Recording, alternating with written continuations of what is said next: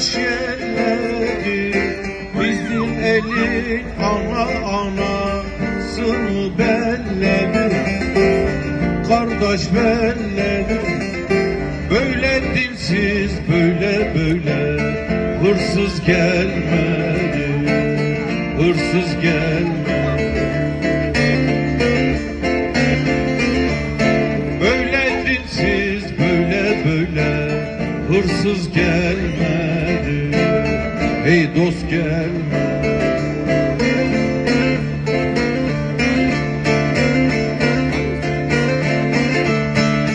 Ben bir işçi vatandaşım, zaten belalıdır başım.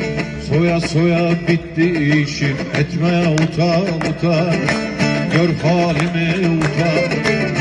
Soya soya bitti işim, etme utan, gör halimi utan.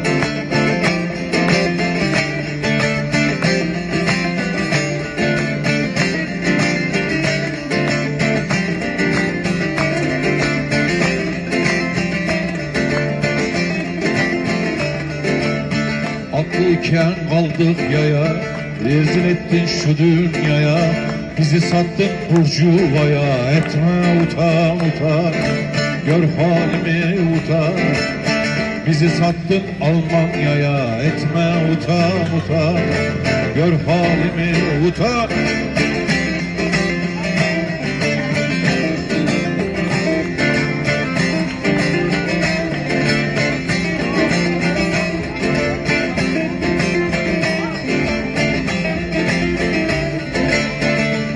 Suyum yaşamam ki, yaş tahtaya basamam ki.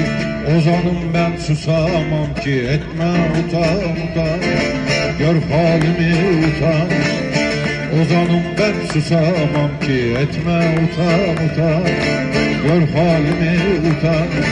Cepheden cepheye koşar bizim gençler, yılmaz. Denizler dağları aşar bizim gençler, yılmaz.